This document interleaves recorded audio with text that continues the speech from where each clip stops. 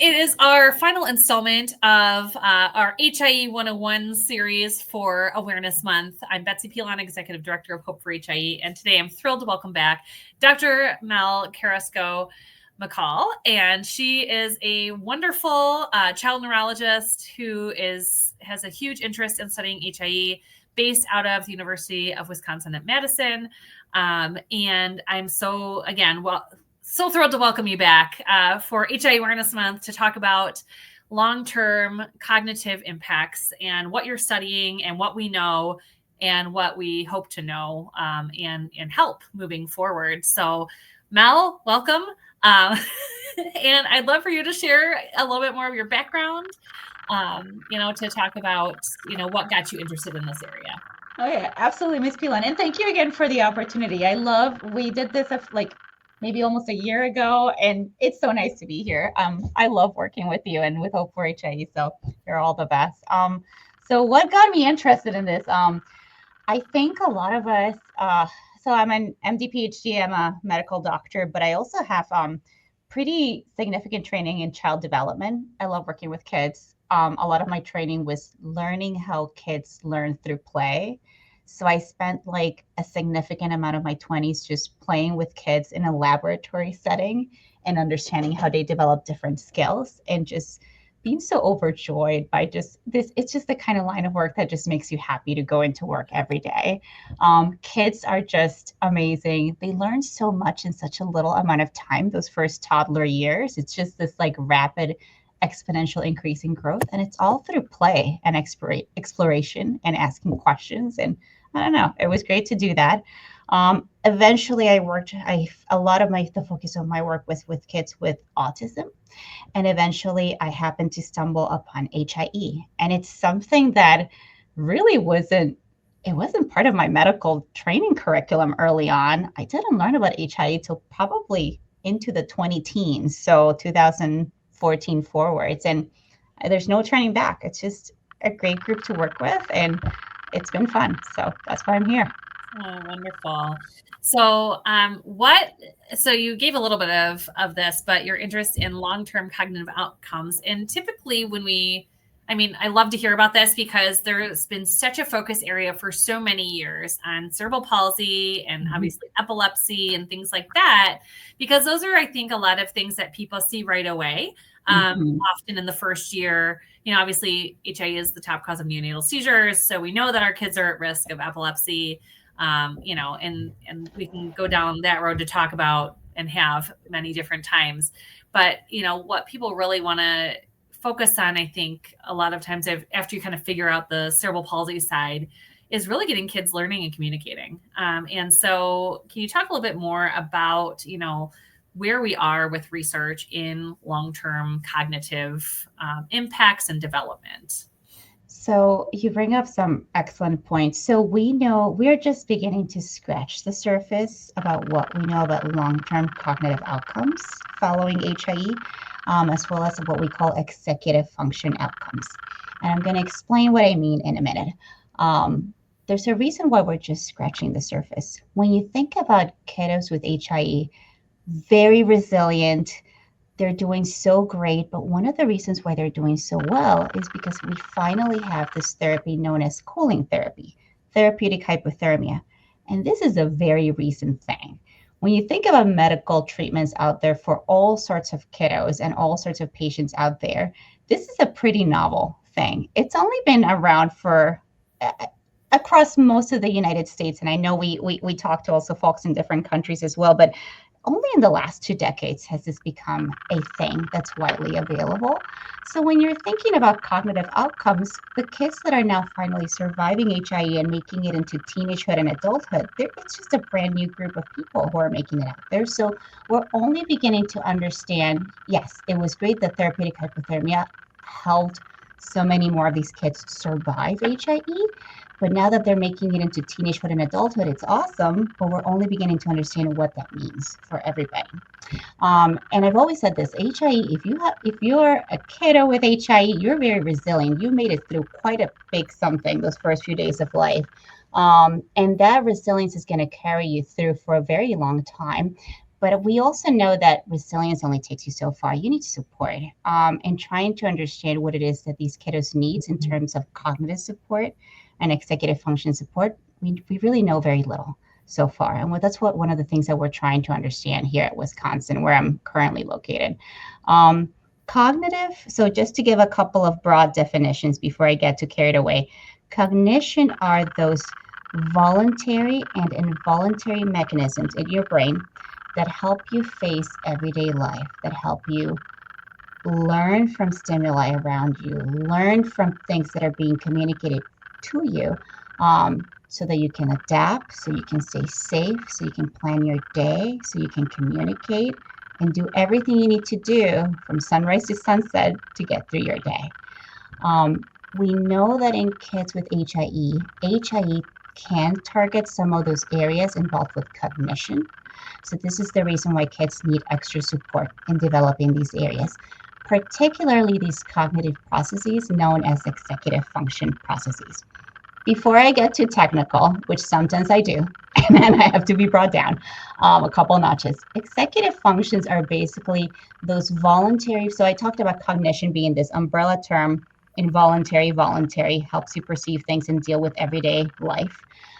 Executive functions are more down to earth, voluntary things that we can actually rehabilitate through work and play.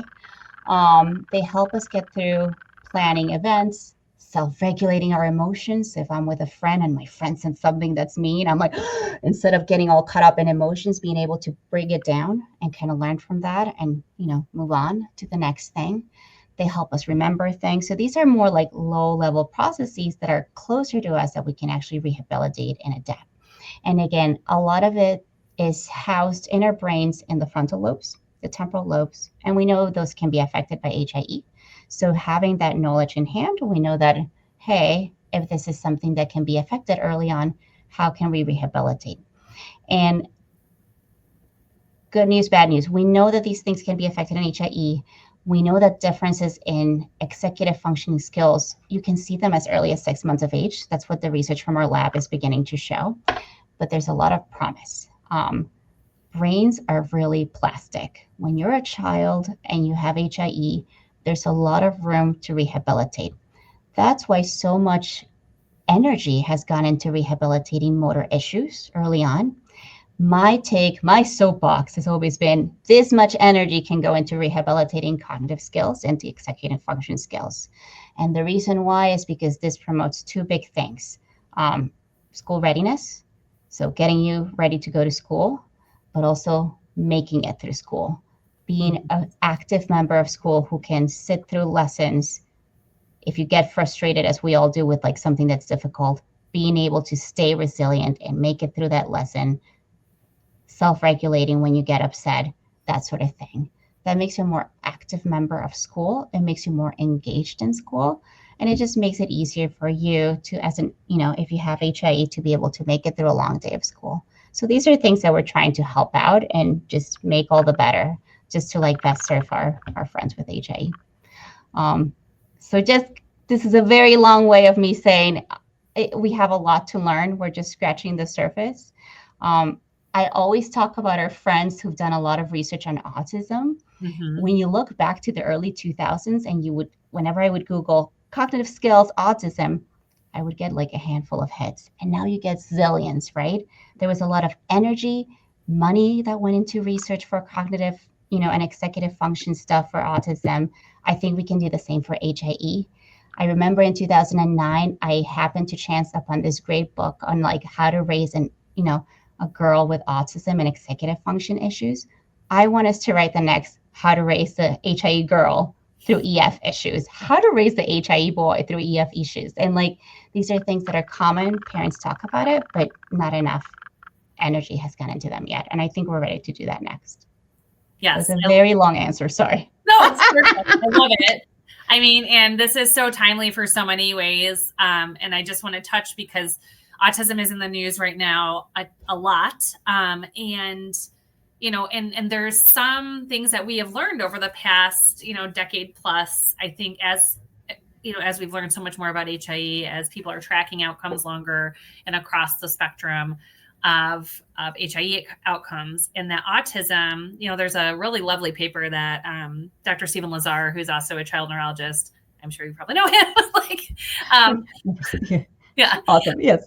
Yep. And he and a group, came together and kind of more formalized, that it's not just genetic, and that, HIE for a long time, parents were told, oh, you're like autistic-like traits, right? And it's like, well, is it that, or is it just, it's autism, right? And it's just another cause of autism. And so that overlap of neurodevelopmental, delays, disabilities, differences, a lot more of our kids are now getting the diagnoses they need to get the support that they need earlier, right? So the screening, and I know this is part of your platform and soapbox and research as well, as like, let's get them in, let's get them screened, let's get interventions going for better outcomes. Mm-hmm. And so I just wanted to mention that for families that are paying, that are following along and maybe catching this in the replay as well, of, when we're talking about these interventions, your child, like we know that autism diagnoses for kids, especially that have milder outcomes. So those that might not get a CP diagnosis or have a mild CP diagnosis, a lot of these things are either co-occurring or they are named for services and things like that. And that we're evolving in how we talk about HIE and the outcomes as well of what, so when you hear like all of autism is genetic, we, I think we're of the school of thought that like we need to have other non-genetic causes, which we know are underneath that bucket as well. Absolutely. I agree. There's so much we don't know. It's kind of like one of those things. Like every year there's new research. Everywhere you look, there's new things to learn. I think that's one of the things I like so much about our field, right? Like it's so collaborative. People are so open and willing to like share with each other what they've learned. We're just trying to make this a better place for everyone, right? Make it inclusive, make it open. Everybody can stand to learn and, do all the things that they want to do. So that's what we're trying to do. Absolutely. And then when you talk about executive functioning, can we also talk a little bit about, and then we'll get into the question of like how you define long-term outcomes, because everyone kind of defines it differently. And that's part of the lack of consensus out there, obviously. Like in neonatology, long-term for them is like age 2 or age 3. And that's might as well be, age 25 comparatively to how you as a neurologist likely feel about long-term. But if we could talk a little bit about, timeline of when the brain kind of develops some of these things and like higher order thinking and like when, the rubber meets the road, I think for a lot of kids with executive functioning and why you're looking at intervening early is, a lot of times these things will come to a head, in elementary school. I know by 3rd grade in particular is a real critical time because we're going from,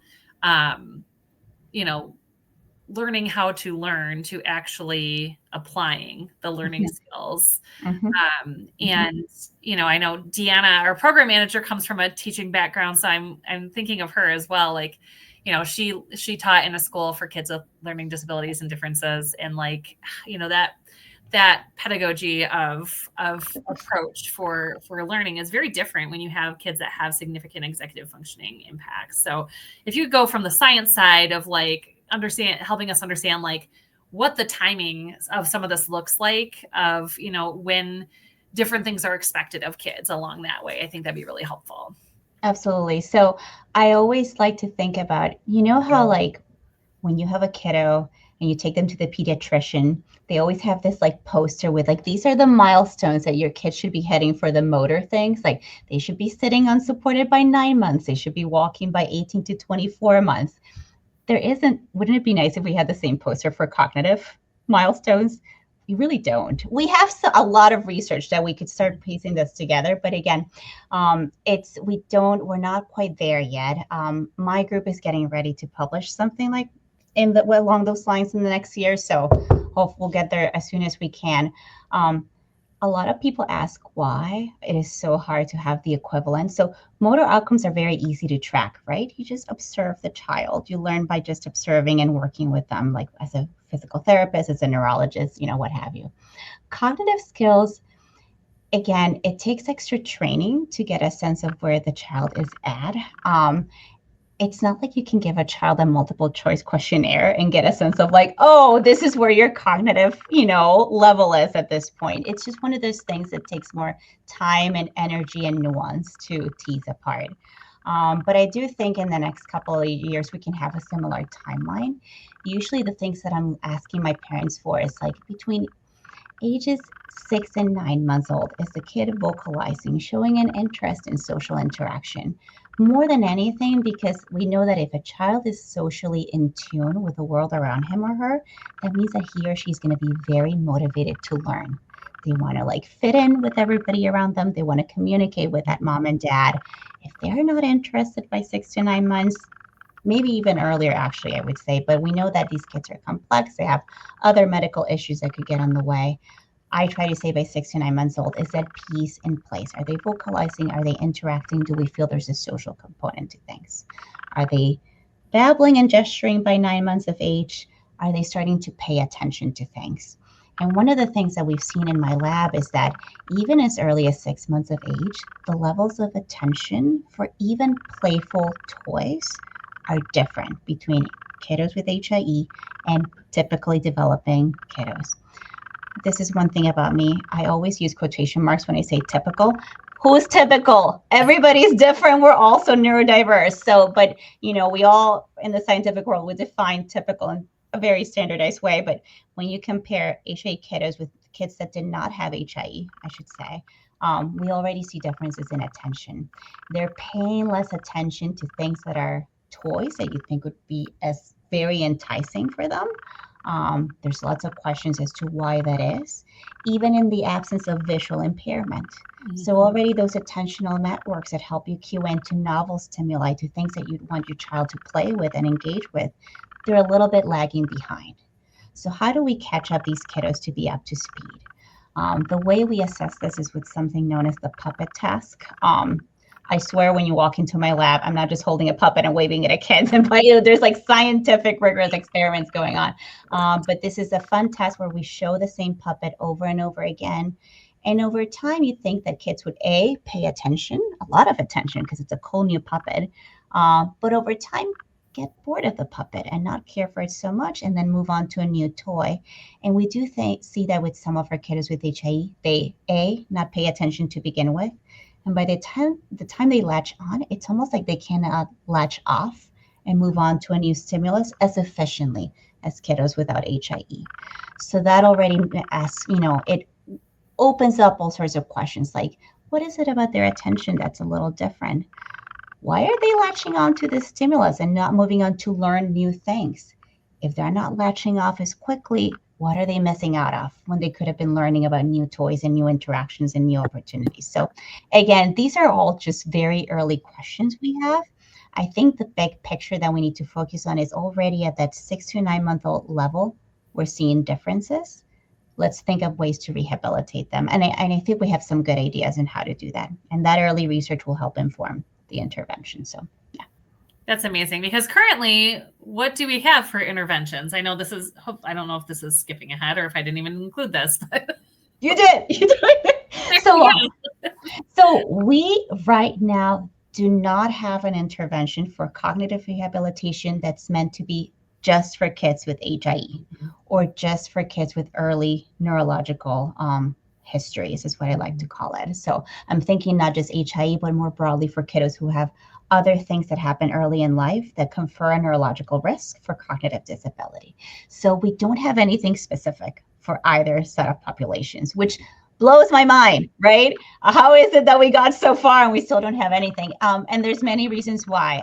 There's always been interest, but again, it's only till very recent that we've been able to get these kids to survive long term, right? Now that we have cooling in place, now that we have better motor therapies in place, we can have a cohort of kiddos that are able to participate in these cognitive interventions.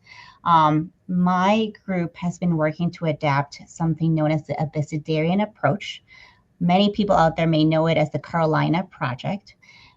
This is a cognitive and language intervention that has been around since the 70s. It was first created for kids at risk growing up in low SES, poor backgrounds. It has a ton of empirical support behind it. And in the late 80s, it was trialed in a group of children with cerebral palsy and was found to have amazing success in terms of that cognitive rehab piece. And then nothing happened till 2022. And a lot of people wonder why that is. The key to success for this intervention, it boils down to sessions that happen usually every other week, one-on-one with an interventionalist. So two things happened. If you don't happen to live by a center that offers this, you're going to miss out on this intervention opportunity. So that's no good, right? Second thing is insurance doesn't always cover this kind of thing. And that's just something that we need to keep advocating for and working on. To try to bypass some of these issues, I proposed, I think it was in 2022, 2023, why don't we take this in-person intervention, which takes a lot of resources to pull off. You would need a coach in person, working with the kid one-on-one. This is a lot of resources that you need to pull for this. Why don't we convert this into a virtual intervention where you could have a coach meeting with a family one-on-one virtually? That removes the accessibility barrier. So a lot of families just don't, they already have a million PTOT speech appointments, medical appointments to drive to. This was one thing where they wouldn't have to drive through. They can do this from home. They can learn the basics, and then they can keep practicing on their own with support from a coach from afar who would help with this sort of thing. And that's what we're trying to trial right now. It's the virtual, we call it, instead of a Bessedarian approach, I call it virtual A squared. Mostly because sometimes when I'm tired, it's hard to say the whole Bessedarian approach. It's long term, and I think it's going to help everybody. But yeah, so we're just trying to do this online. It boils down to, again, like I said, every other week, 30-minute sessions, play-based. So you're learning through play because that's the way kids learn best. A lot of it is just teaching the parent what to do, and then they get 2 weeks to practice with the kiddo. And every session, you're meant to walk away with, okay, I'm teaching my kid this game, but why am I teaching my kid this game?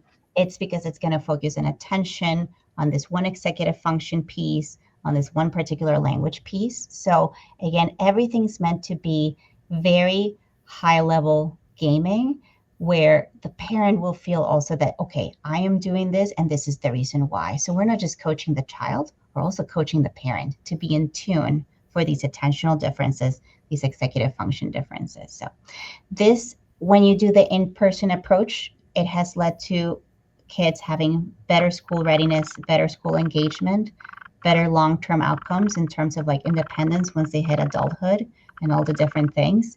We want to see if we can achieve the same with the virtual method. And that's why we're hosting a clinical trial for this, just to see if it's even feasible. We want to make sure that this is accessible to all. So we'll see how it all goes. Yeah, that's amazing. So what is the inclusion criteria for your study? So right now we have 2 arms. We have an arm for kiddos with HIE. We're going to have a feasibility trial where, again, we just want to know if this is feasible to do on the internet, as they call it. So anybody with an HIE diagnosis 6 to 24 months of age is eligible to be involved. I have some contact info. They can just email us. There's a QR code in our flyer. Somebody, Gen Z, created the QR code for me. It wasn't me. Couldn't figure it out. But there are easy ways to reach us. If you're interested and you have a child with HIE or a grandchild or somebody you'd love to enroll, you would like to be considered, just send us a message. Families can reach out to us. And then we can walk you through the eligibility, but we're keeping it pretty open. It's HIE, 6 to 24 months for the feasibility trial. We will go through a consenting process. We have a meeting with the parent or the caregiver, where we go over consents and trying to figure out how we can get all this information and all of this put in place. We want this to be, again, the word feasible. It's a word that I keep saying. I don't want this to be yet another burden on a parent's plate. We already as parents are juggling way too much. We're trying to make this easy, so we'll work with families to make sure that this is doable. Because again, if it's not something that's doable and sustainable, it's not going to help anybody long term. So that's what we're trying to do. Yeah. That's wonderful. And so when you say that anyone with internet, so you really mean that anyone in our global community could participate in this? Absolutely. That's the plan.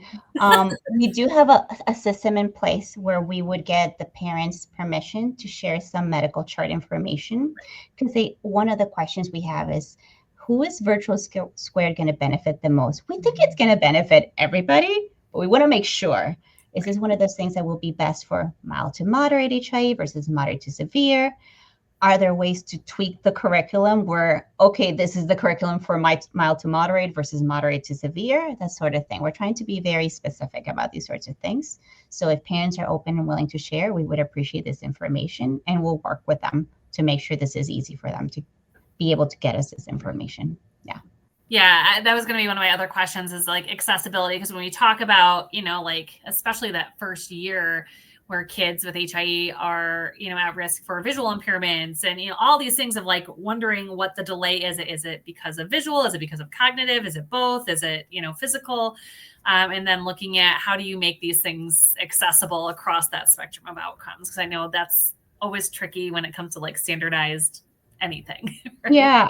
It's one of the things that we spent the last 2 years just translating for our HIE kiddos, the whole intervention. And it's taken, we have the whole virtual A squared team. There's somebody from the School of Education at UW, somebody from the School of Psychology. We have some consultants from the original A squared group, because we really just wanted to make sure, there's a lot of data to support A squared in general for at-risk kids, but translating it so it actually makes sense for HIE took 2 years to do.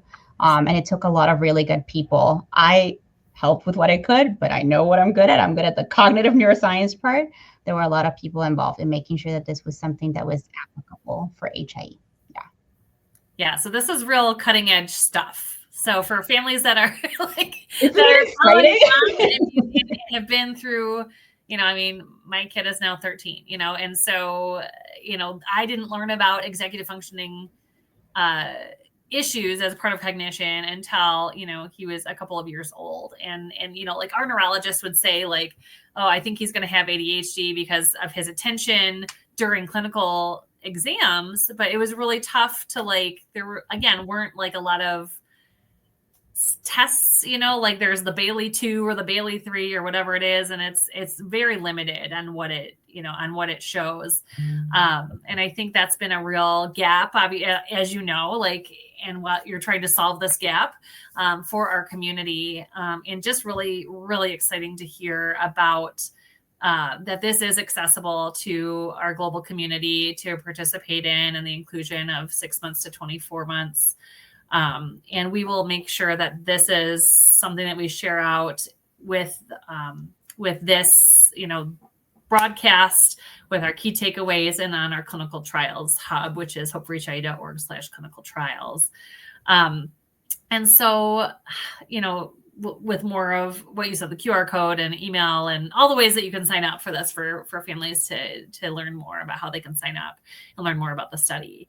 And so how will you be communicating about the status of like enrollment and, the findings along the way? Everything's done by email. We will have a quarterly newsletter where we'll be like, we've made it to these many enrolled families, and this is what we're learning. So that's one. The newsletter is going to be big.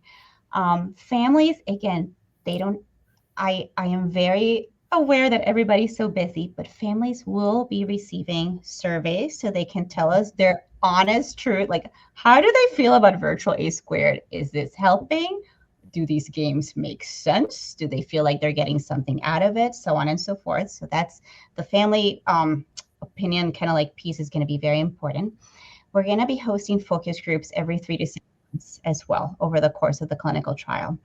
These are all paid opportunities. So I want to make sure that families know that we do value their time. So they will be reimbursed for their time, which we really appreciate, and for their expertise. Nobody should feel like they're giving away this expertise for free. We really value it. So we really are very lucky to have grant funding to help support us in this endeavor. But the goal will be every 3 to 6 months, if interested. Just because you're participating in virtual A squared doesn't mean you have to do the extra focus groups. But for parents who want to give a little extra bit of their time, they're going to be invited to focus groups for every 3 to 6 months, as I mentioned, for 90 minutes, where we're just going to have one of our research assistants, as well as our speech therapist, just walking them through, okay, virtual A squared, what has your child learned? Where can we improve? What can we do better?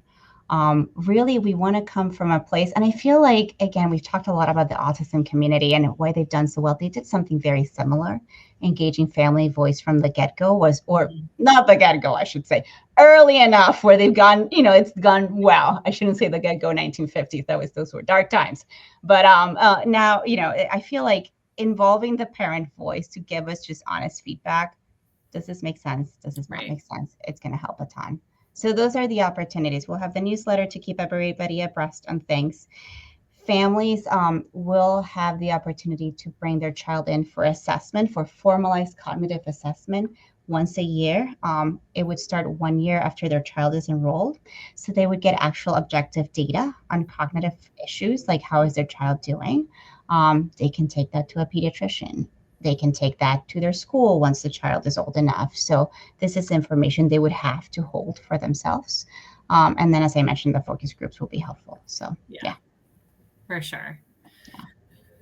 Great. And so is there anything else that you want to let us know about the study, or, where you are, that we have a parent commenting saying that virtual will help fill in the gaps and that their local health department can only provide one time due to a lack of staff, which I think we're seeing in a lot of areas. And, again, like in how programs are set up for follow-up or neurodevelopment and early intervention in particular varies even in the same state where you might be, or the same county. Absolutely. That's one of the things that I think it's going to help by making this a virtual based thing.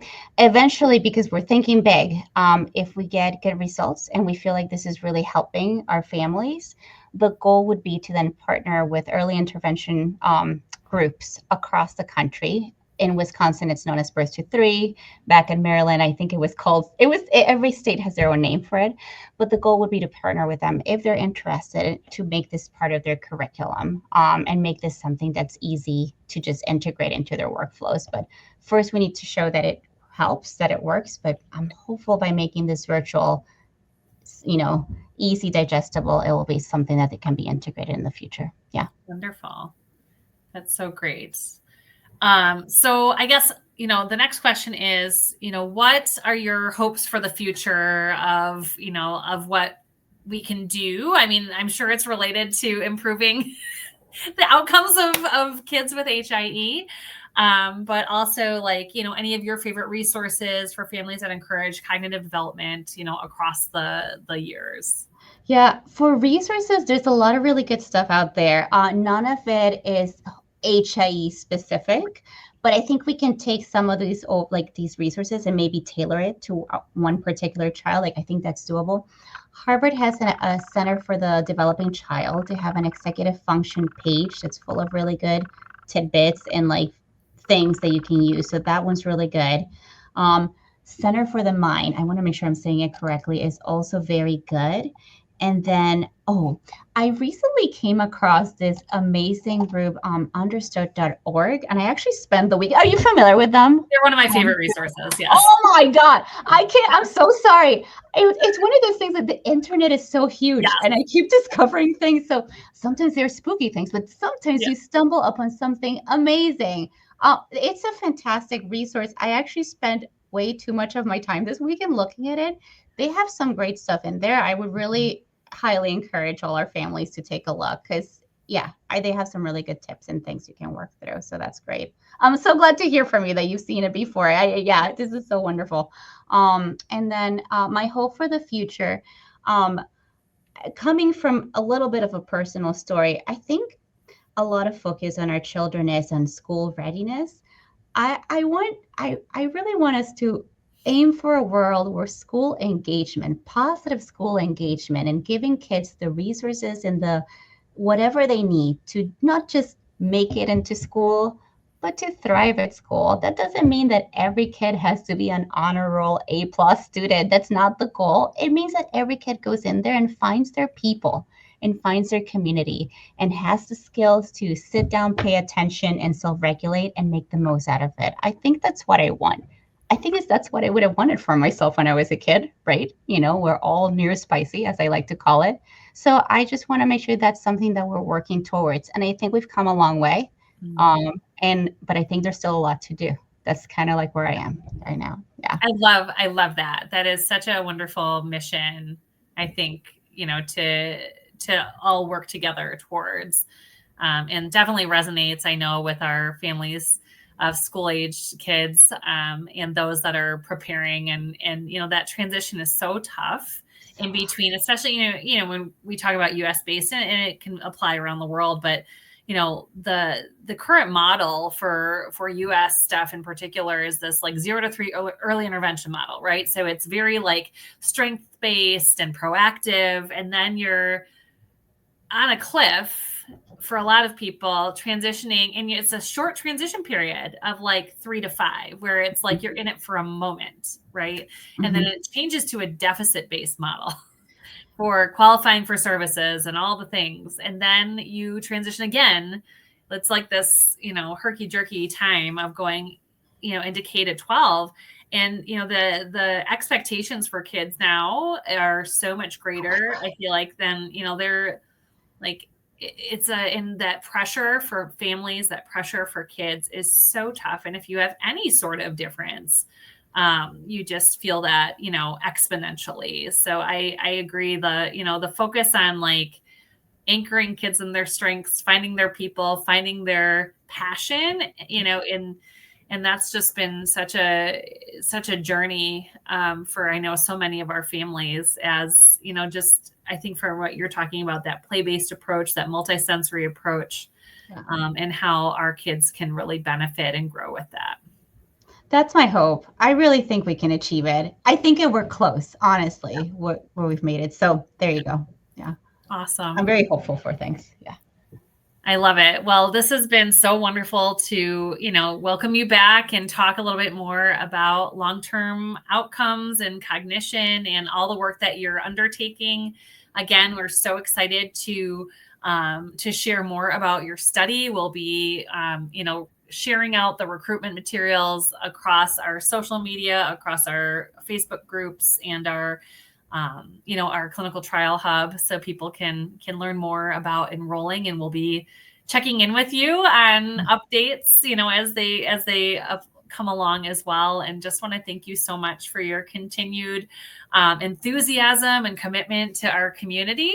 It really, I know for our families, it can feel a lot like we are not, I don't know, sometimes HIE feels like an afterthought out there, and I think for our families, I'm always inspired and encouraged when talking to folks like yourself this is like your passion, the passion behind this for our community is just amazing to hear and to experience and to hopefully be a part of. Someone did ask what the website you recommended again to check out, and that is understood.org. And we'll put that in our key takeaways as well. And we have some, additional ones that we'll share out as with this. I think you might have been referring to Child Mind Institute. That's another one that is very robust. And again, I learned of these first when I worked for the same school that Deanna did. So not at the same time.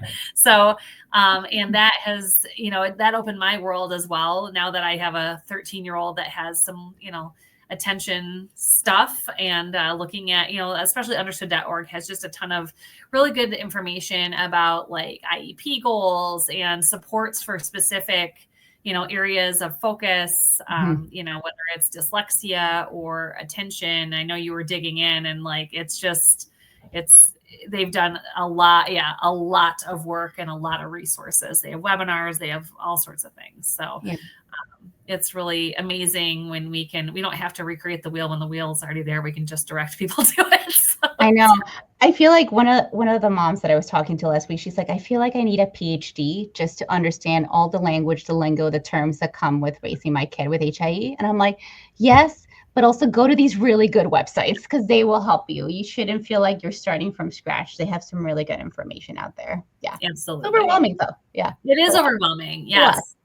Yes. And those early, and one of the ones that I love too, that I want to share before we go, is pathways.org. And that's another one that they focus on every single neurodevelopmental domain, and early on too. So they, they're talking about how you can, stimulate your kids' cognition and learning from 0 to 6 months and, onward. So, and across, if your child has some different physical disabilities and kind of adapting that. So there are some really good, accessible resources. Pathways also is available in many different languages. So first language availability, for people that might not have English as their first language, which I think is really important too.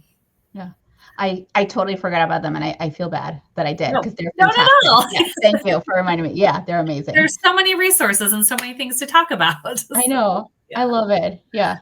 Great. Well, thank you again, Mel, for joining us today for another Q&A, sharing about your research and the state of where we are with all the different non-CP and epilepsy impacts, which is such a huge, important focus area. And we look forward to hearing more from you in the future. And thanks everyone for tuning in today. This will again be on replay on our available as an evergreen resource on our social media, on our YouTube channel. Deanna always creates these key takeaways on our blog and our social as well. So all these resources will be available for you. And the study information will be up again on hopeforhie.org/clinical trials. All right. Have a great day, everyone. We're closing out HIE Awareness Month. So it's been a wonderful month always of learning and seeing exciting new things going on. And we thank you all for joining us. Take care. Thank you.